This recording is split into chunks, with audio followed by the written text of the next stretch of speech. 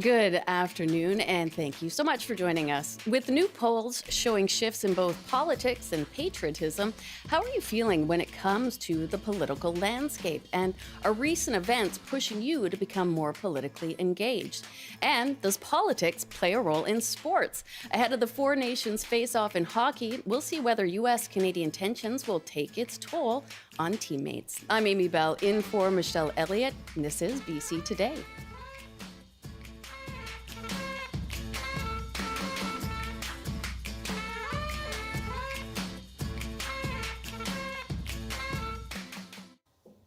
It's a gorgeous and chilly day out there for much of the province. Thank you for joining us on radio, TV, and live stream. You can call us now on our top story. How do you feel about the current state of politics?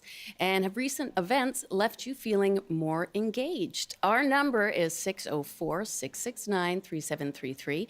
You can also call 1-800-825-5950 or hit pound 690 on your cell. You can always email us at bctoday@cbc.ca.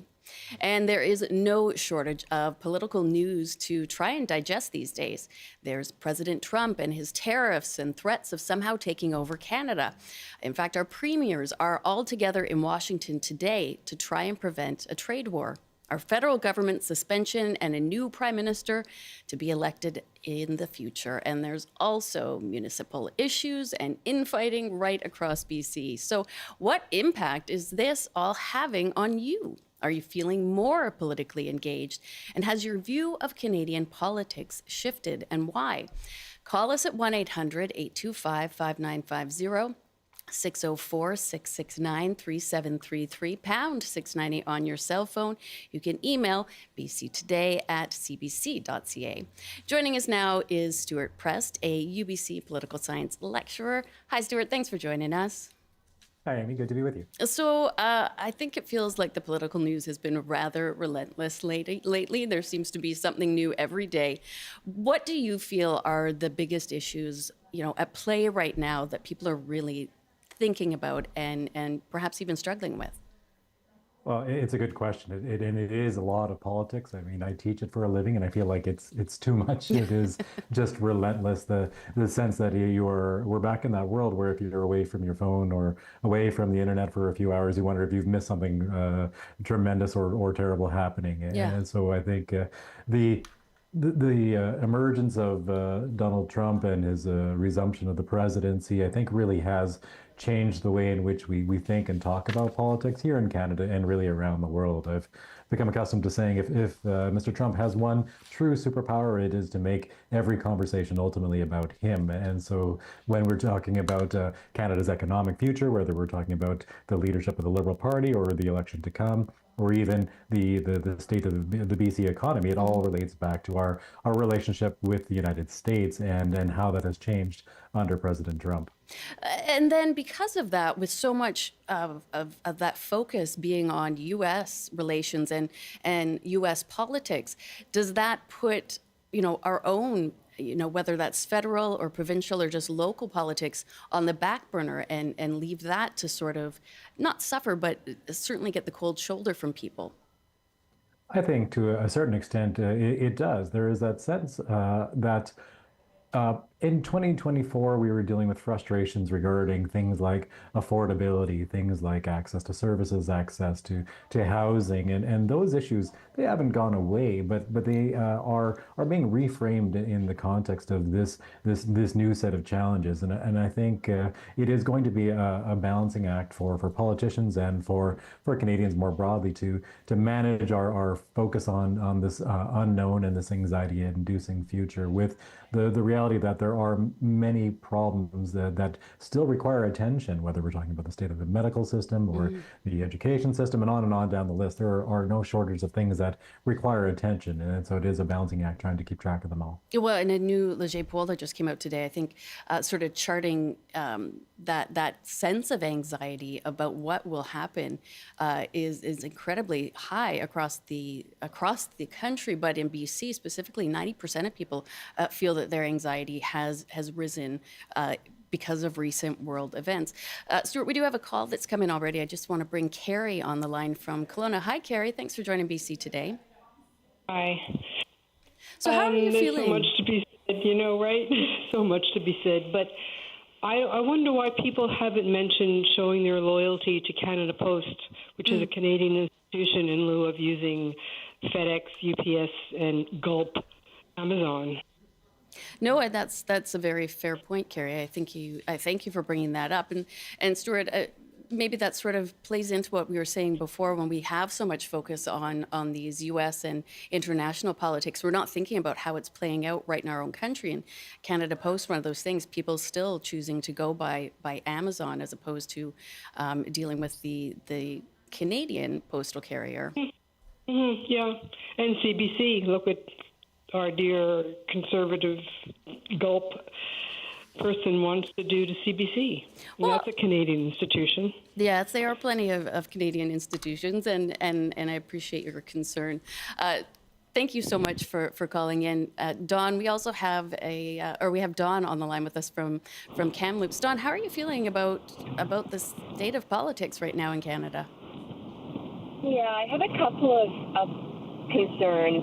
One is a concern that we're seeing a super divisive anti-American bias and anti-American about the people. And I think I really want to step back from that and remind myself all the time that anything that's going on is hurting those people as much as it's hurting Canadians. And I just want to have people kind of reflect on what is this going to mean for the marginalized, those who are disabled, those who are LGBTQ plus. Like, what is this all going to mean for people in both countries and recognizing the hurt? And the second thing I'm worried about, and this is a sort of a federal issue, I'm really, really hopeful that out of this chaos that's happening politically, that Canadians will stand back and say, is that really what we want in our federal system? And move away from the more right-wing conservative sentiment that seems to be happening right now. I'm not saying anything about the current Liberal government, whatever that's going to happen, but I am worried about a right-wing Trump and a right-wing Canada. Okay. Those are my thoughts. And thank you for that, Dawn and Stuart. That is raising a point that I wanted to ask you about. Is traditionally the U.S. always one of our closest ally, and there is a lot of feelings that we have towards our U.S. counterparts. What impact does this perhaps anti-U.S. Feeling and bias have on both countries moving forward?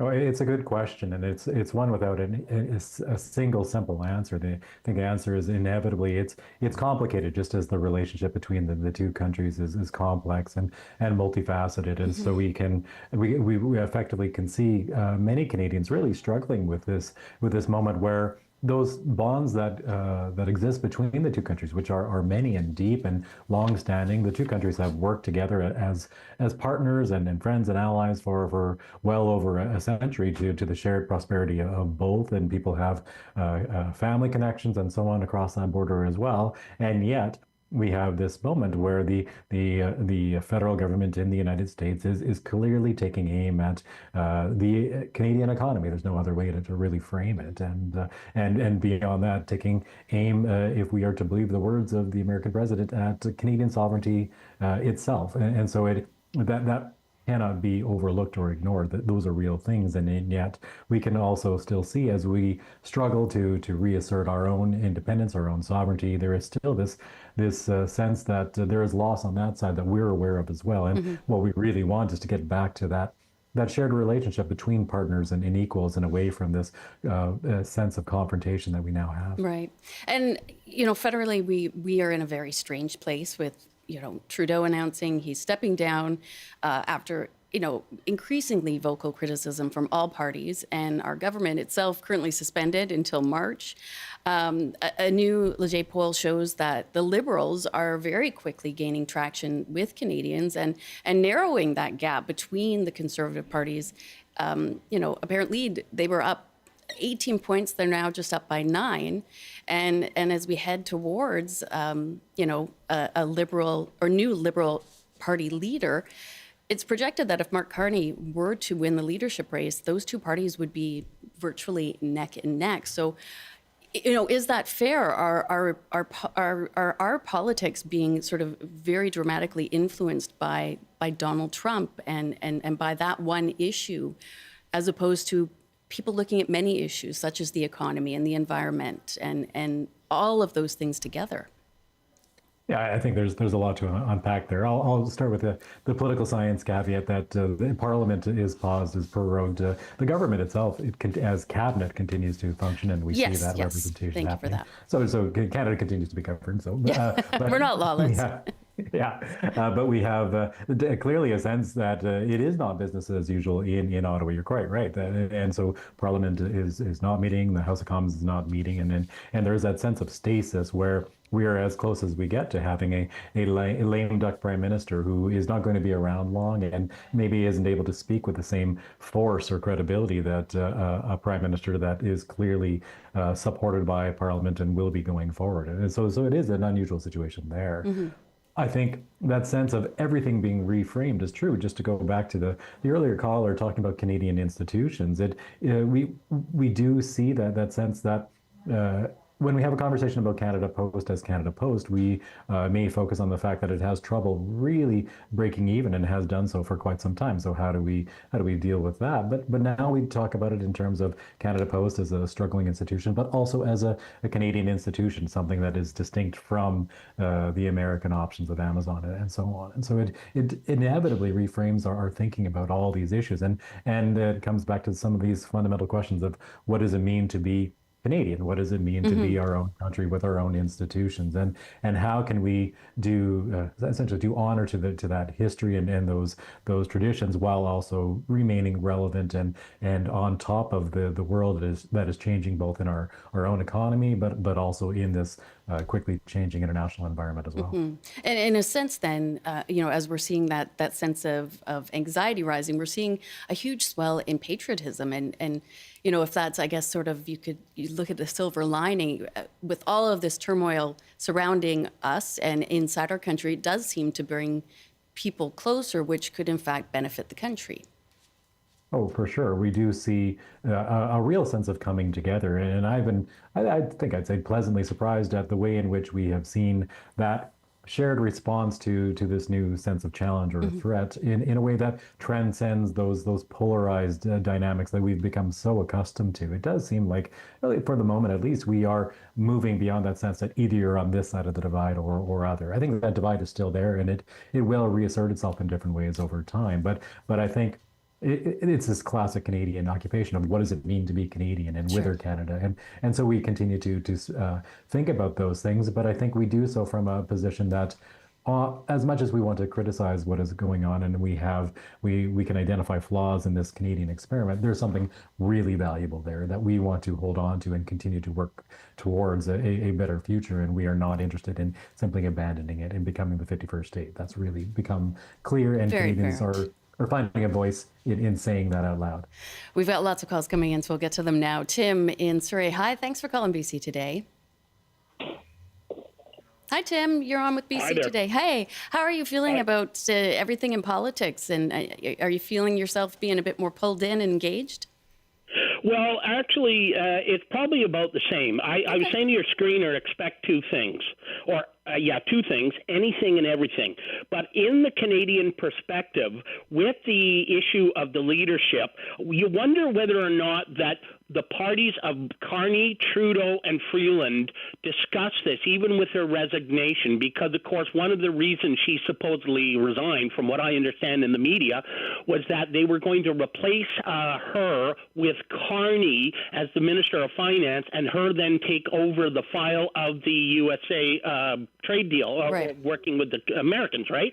And it seems to me, you wonder whether or not this was already concocted, because now that he has won and that Carney has entered the race along with Freeland, here's the possibility. What if Carney wins? Now, Freeland said she's going to stick around regardless. So it seems to me that if Carney won the leadership and then was able to beat Poilievre and she wins her seat, what's not to say she's going to end up in the same role supposedly she resigned from? Or could it be vice versa? If Freeland somehow wins the leadership race and is able to beat Poilievre, would Carney stick around? Would he become the U.S. trade rep? To me, this whole resignation thing to me was kind of a fix from the start. Thanks, guys. Thank you for that, Tim. Ruth in Sechelt, we'll bring you into the conversation now. How are you feeling about politics these days? Hi, thank you very much for taking my call. Yeah, of course. I pay a lot of attention to politics. I studied it in university when I was younger, but I must say I'm very careful to moderate my intake because I do feel the anxiety of what's going on as a result of Trump down south taking office again. But what I did want to speak to on a more positive note is that I'm very excited about Mark Carney as a potential leader of our nation. Okay. I love the idea that he's not a career politician. And I really appreciate the fact that he works with climate. He's got a portfolio that's very rich and robust in that arena. And I absolutely am impressed with his track record in the banking industry in Britain and in Canada during our recession. So I think basically we need a leader that is something new and fresh and strong. He articulates well. He's a young person that has a pulse still on the young generation. He's raising a family of young people. I think he would be a wonderful choice because Canada, I love this nation. I've traveled the world. I spent many years abroad. And through my life, I always return to Canada. It's I think, one of the best places in the world. Carney, I think, could bring us some strength up against what America is up to. And I think Trump would probably be most concerned if that were to be our up-and-coming leader. All right, Ruth, thank you for that.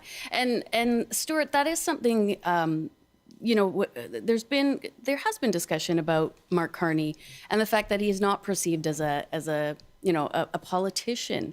Is that something that works in his favor? Of course, must it say that the Conservatives under the helm of Pierre Poilievre are still very much in the lead as the possible next governing party.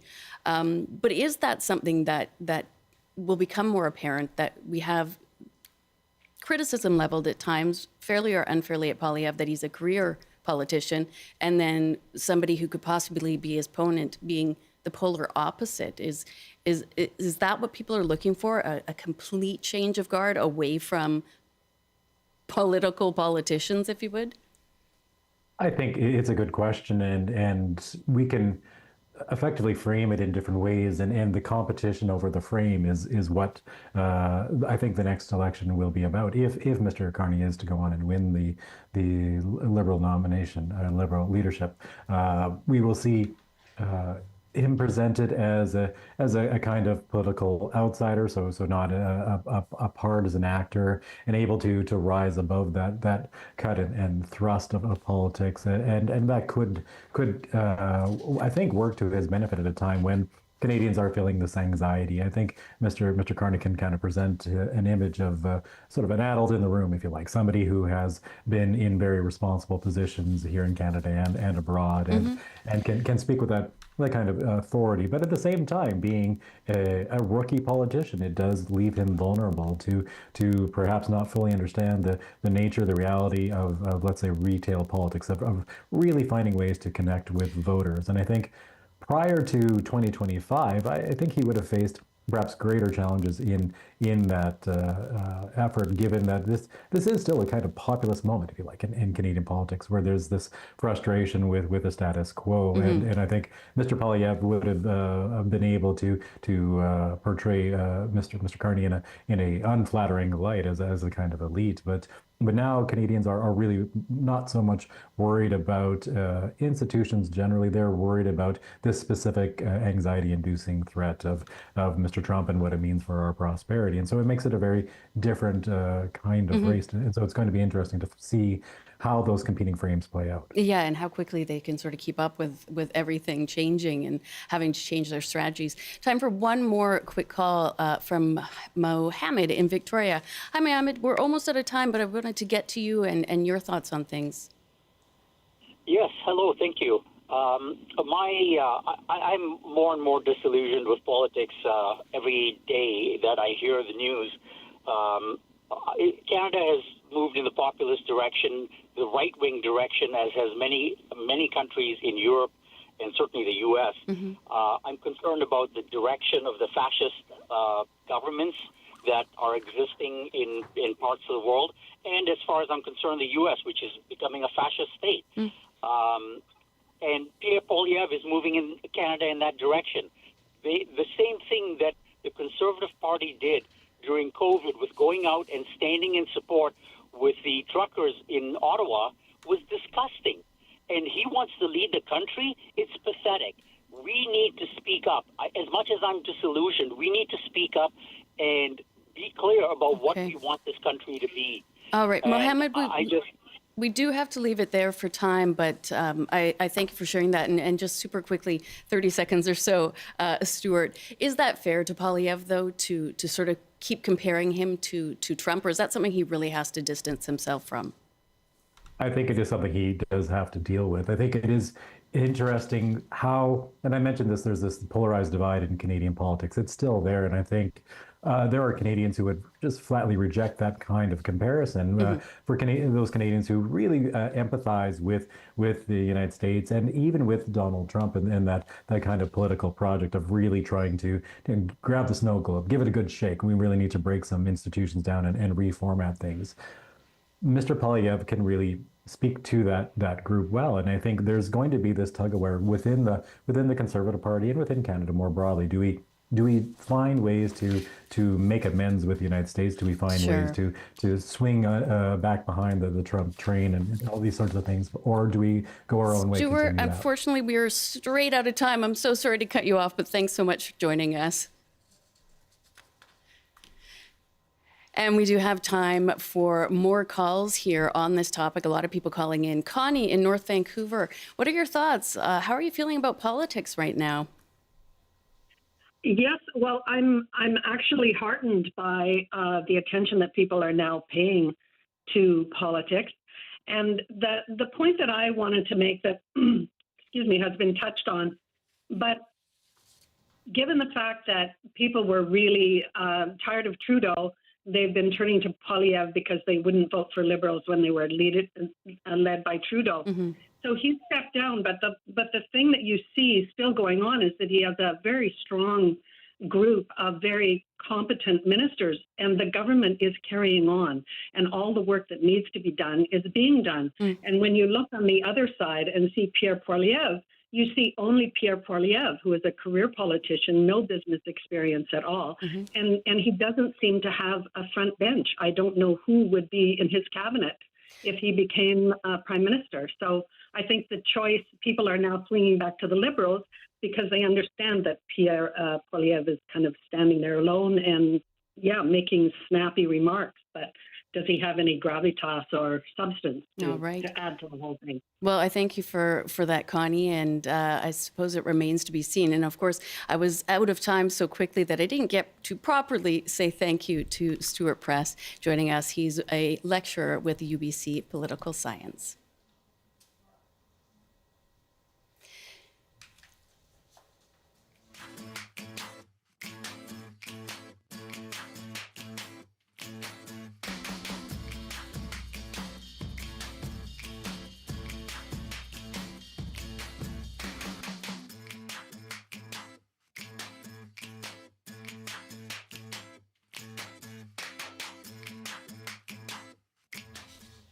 Plenty more coming up on our show, and yes, we'll even talk about politics and sports. But right now, it is time for the CBC News with Robert Zimmerman.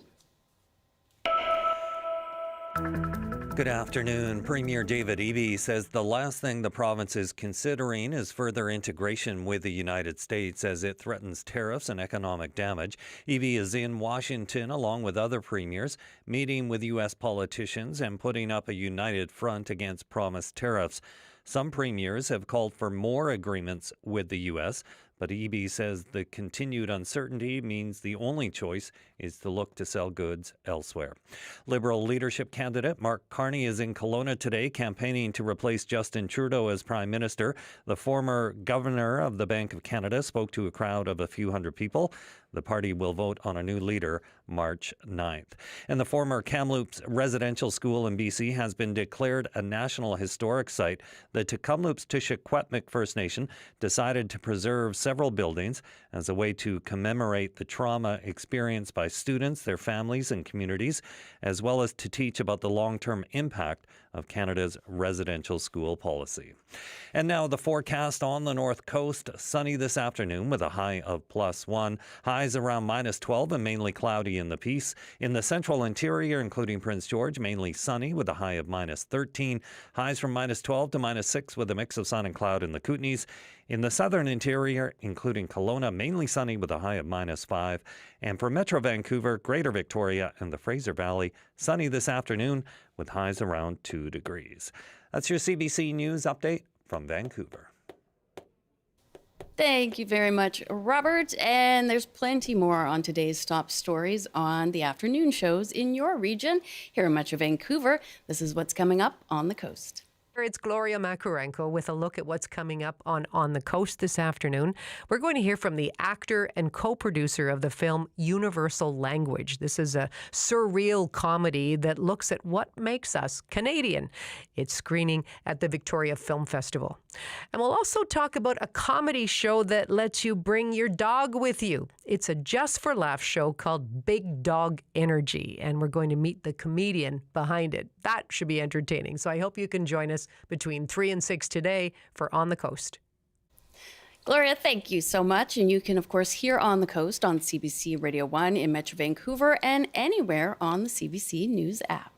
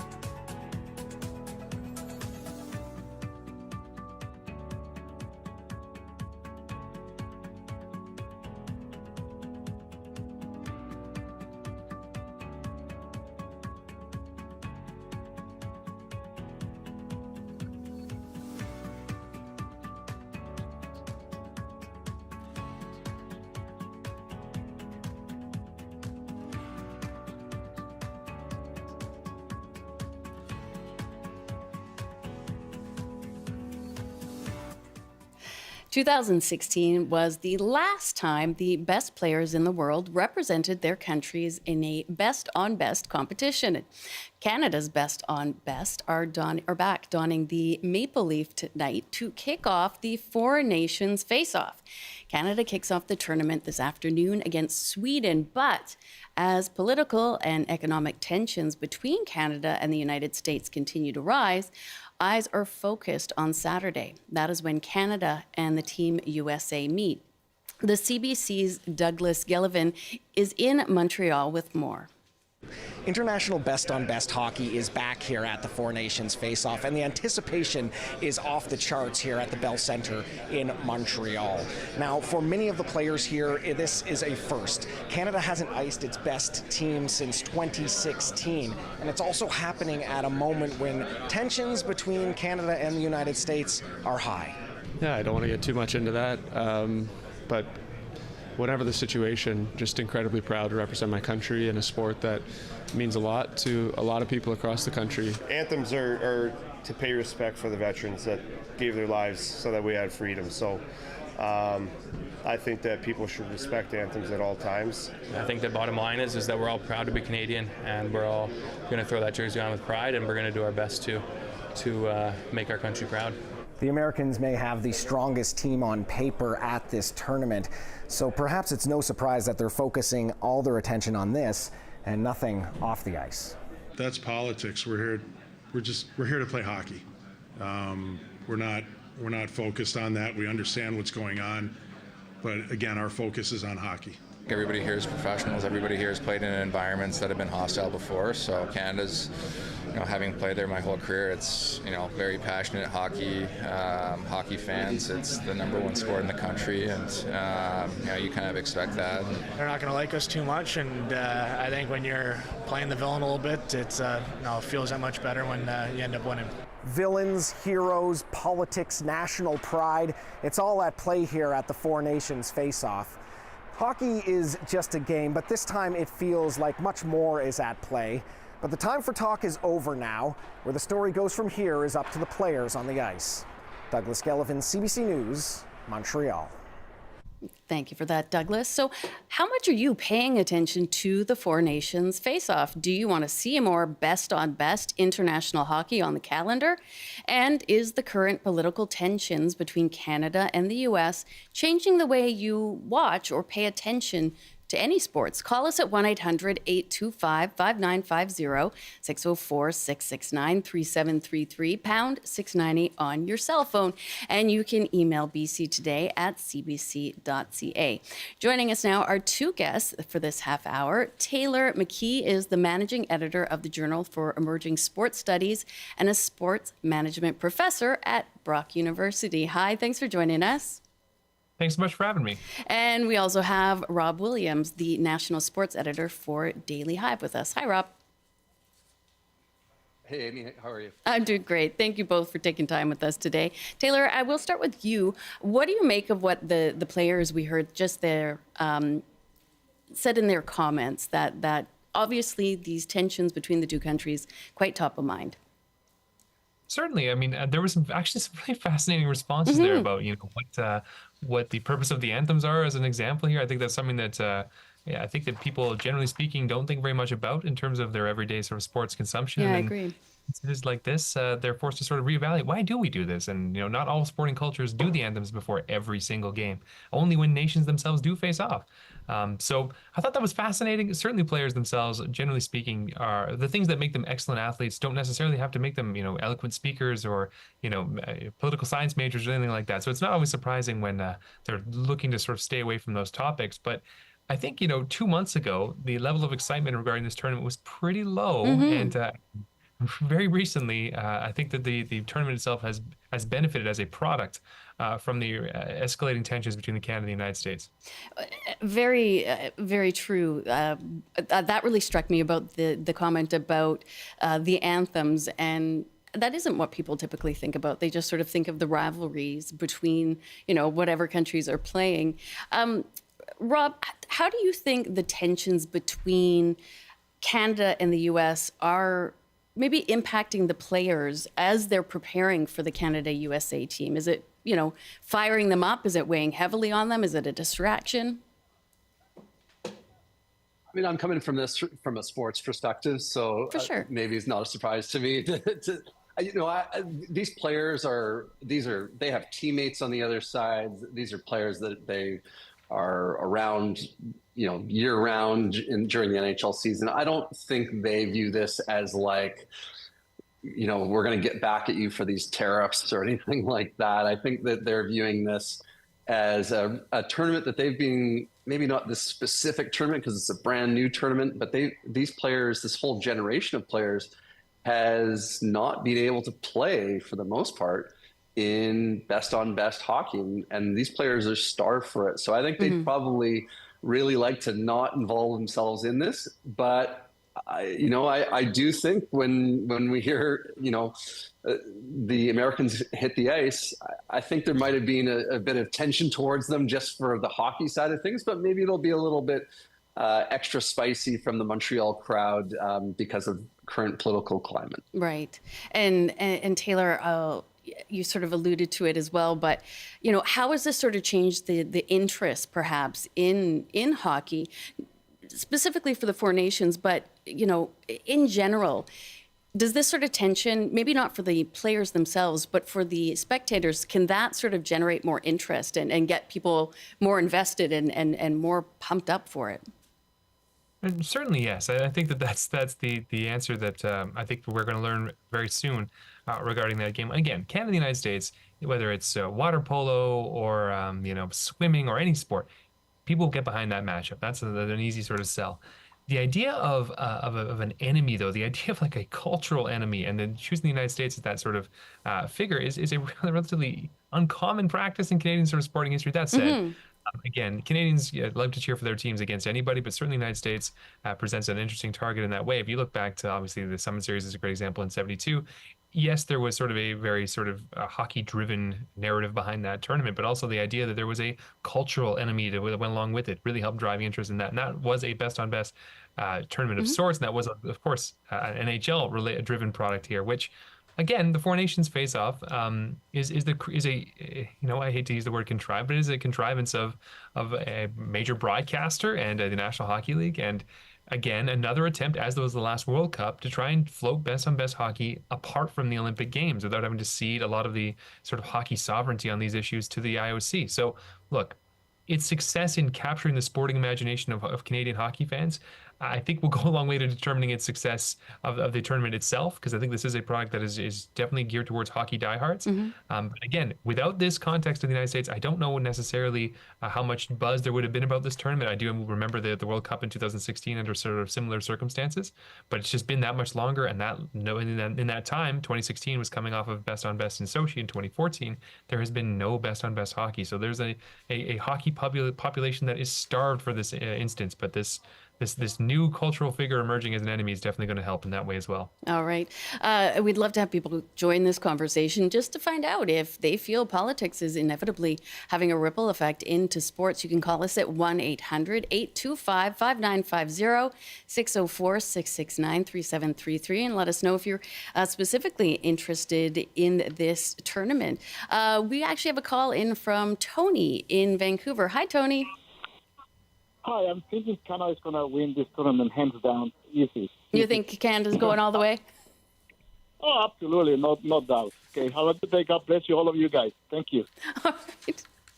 Thank you for that, Tony. Rob, how did this tournament come about? Because it is new. How did it all come to be? What's the history behind it? I love the confidence of the caller there. Love it. No, like not even a doubt. Everybody going here. Yeah. Everybody else go home. So let's go.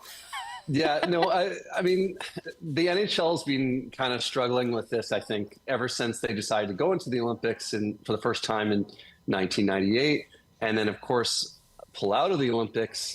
They didn't participate in the 2018 Olympics, and I was at the tournament in 2016. They tried to bring back the World Cup of Hockey, which, of course, international best on best. But the difference in this is that the NHL and the NHLPA get to keep all the money. They get to make all the profits.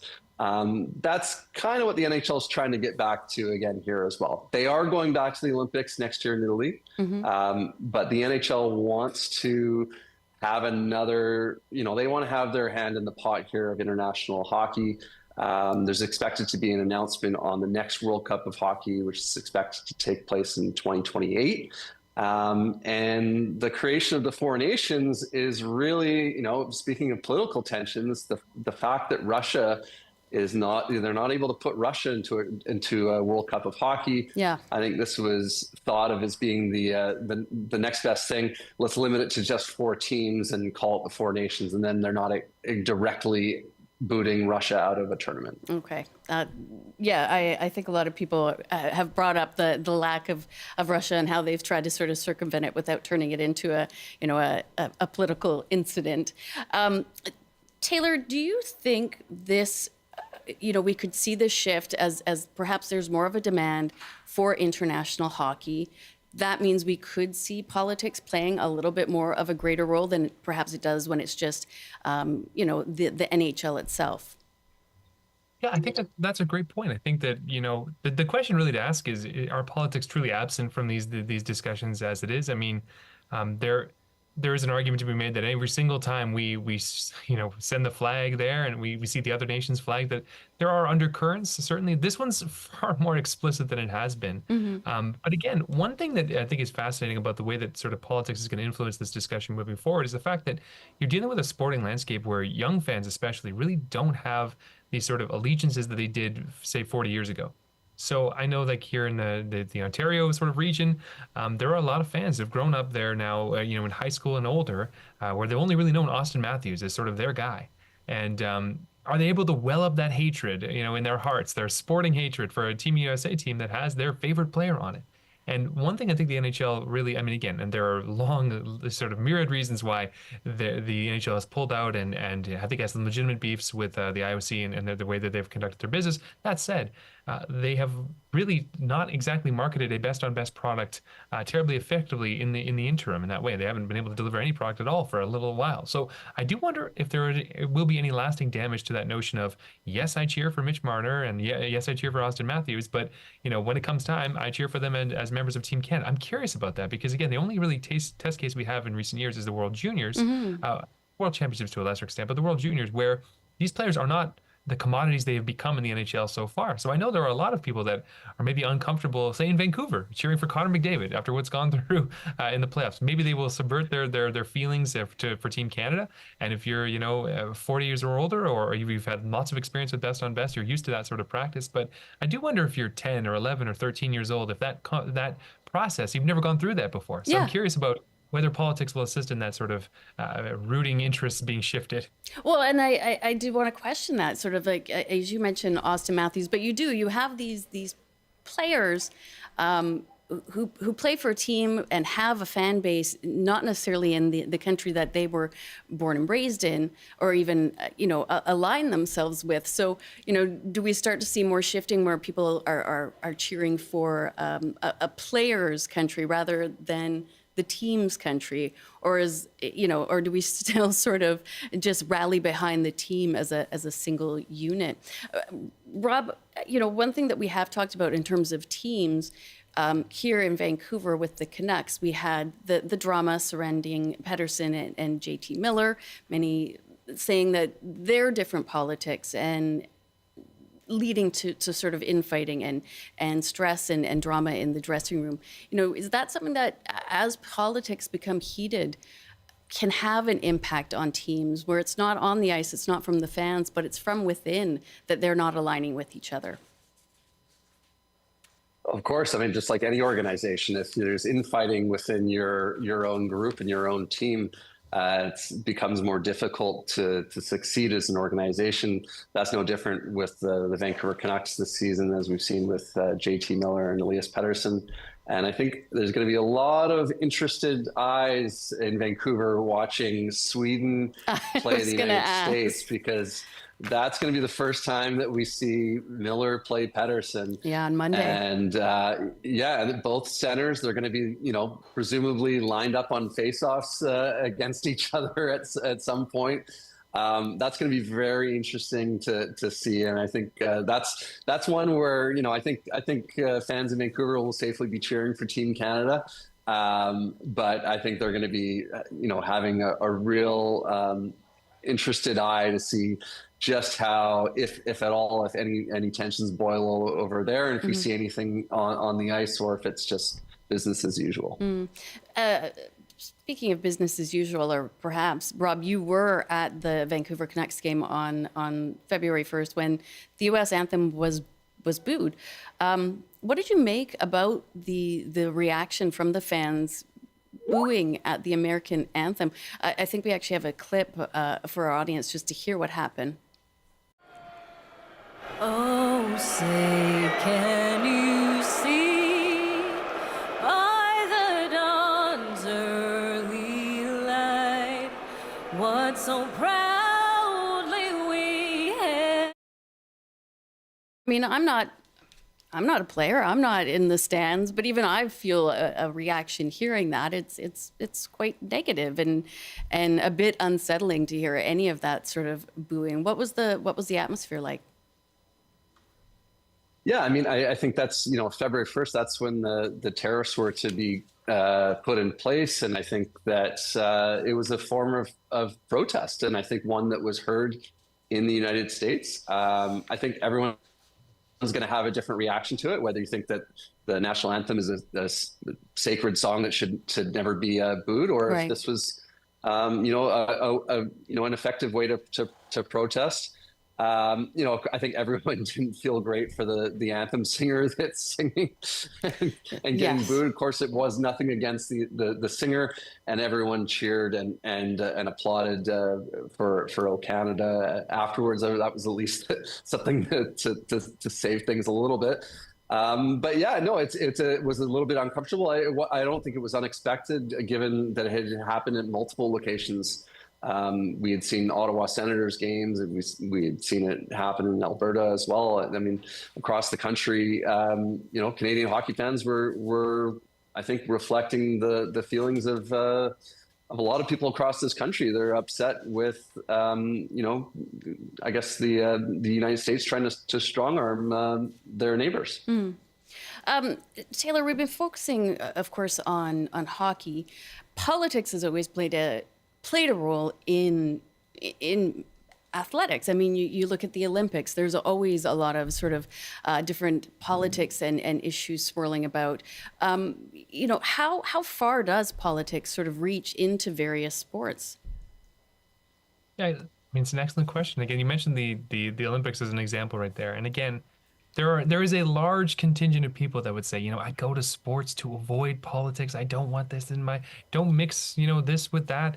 The truth is, there has never really been an apolitical sporting event that takes place between nations, especially when you're dealing with nation on nation. I mean, these are political concepts to begin with, the idea that a nation plays another nation in sports. So, I mean, look, the appearance of a nation, the tournament that puts these things together, the rules, as Rob has pointed out here. I mean, the exclusion of certain nations, the very construct of a four nations tournament is in itself a political statement, excluding some nations and others. I mean, Russia for obviously political reasons, and others really like Germany and Slovakia for non-really political reasons and more hockey-related reasons. But there is no real separation from there. And when it comes to politics and moments like the anthem, I mean, again, it is very important that we question what has become normalized in sort of our sporting rituals. And that's one that I think, again, if you're a fan of European sports or you're aware of how European sports operate, no one would say that, European sports are apolitical. I mean, again, seeing Celtic play Rangers in Scotland as an example, where you have Protestants and Catholics that go, divisions that go back centuries.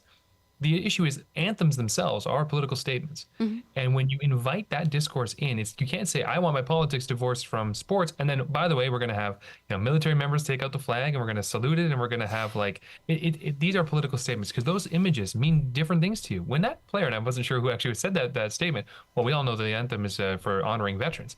That might not be true. I mean, Do we all know that? I mean, so the presence of these sort of political acts and these political rituals, which may feel uniformly agreed upon by all, that's a statement of your own experience and your own interpretations of these images and ceremonies. So it is essentially impossible to disentangle politics from these sports. Once the puck is dropped, I suppose we can sort of break it down in those fashions, but the presence of the game, the construction of the tournament, all of these things are inherently political. So of course politics finds their way into these discussions, and I think it's just now making its reappearance in the Canadian discourse. Right, fair enough. And we got to give credit to Brad Marchand for being one that recognized why we are singing the anthem and schooling many of us on that fact. We do have an email that came in from Eric, and he writes, regular singing of the national anthem in the U.S. began during a lackluster game one of the 1918 World Series. Bored fans were roused in the seventh inning with a Navy band struck up the anthem to boost attention. The crowd joined in, and the start of every game thereafter was marked with this display. So there you go. That's how it started, I suppose. Rob, I know we touched on earlier the potential drama that may have been occurring between JT Miller and Pettersson in the Canucks locker room. Any sense of how the Canucks are doing as a team right now, how sort of relationships are and how things are looking in the locker room? You got a little insider information. They've been winning more games of late. Yeah, I mean, Pettersson has he had a strong game before the break against the Toronto Maple Leafs, which I think has given Canucks fans a little bit of hope. But Prior to that, he hadn't. It wasn't exactly like as soon as Miller left the room, he took flight or anything like that. I think what a lot of Canucks fans are hoping is that a little bit of a break from Vancouver, changes surroundings, give him some, a new dressing room to sit in where, maybe he can take his mind off of his struggles from this season, will do him a lot of good. And if he can have a really good tournament for Sweden, that maybe that'll translate into a better stretch run for the Canucks, and he can get back to playing the way that I think that we've seen him play in Vancouver, which is being a talented, dynamic player that can be one of the very best players in the National Hockey League, and I think a lot of people on the West Coast are hopeful that will happen. Do you think tournaments like this, sort of the best on best, where they can have a chance to separate from their regular teammates, is good for not just the players, but maybe even good for the fans, where it's sort of a fresh team to rally behind and not have any of these lingering sort of, grudges or expectations? Guess it depends on what team you're following. If you're following the Canucks this year, certainly it's been a welcome break. Trying year for the players, for the fans, for the media. It's been a season, and I think it's nice to have a break for. I'm sure Rick Talkin, who's an assistant coach with Team Canada. I think. Right. I'm sure he's probably enjoying a bit of a break where the focus isn't solely on him after every game and every practice, and he has to answer all the questions. Probably nice little break for him as well. Fair enough. Taylor, how important do you think it is that Canada wins this tournament? I mean, Rob can sort of speak to this as well. I mean, anxieties regarding Canada's place relative to the United States have been growing exponentially, seemingly year on year. There's a growing sentiment that thinks that the United States one day is just going to wake up and crush Canada in terms of their size of population being part of it. I'm less convinced that such a imminent takeover is even possible, from considering the sort of junior system that exists in Canada right now. But I would say anxiety is high again. I mean, look, the World Junior is an exercise in sort of national anxiety regarding the future of hockey. I think you're right. It's important, I suppose, in the sense that, it would be nice to sort of, if you're a Canadian hockey fan, to get a sense that all is not falling down. But all is not lost. Taylor, we're going to have to leave it there. We're right out of time, but thank you both for joining us. Rob Williams is the national sports editor for Daily Hive, and Taylor McKee is the managing editor of the Journal for Emerging Sports Studies and a former instructor at Thompson Rivers University in Kamloops. And that is our show for today.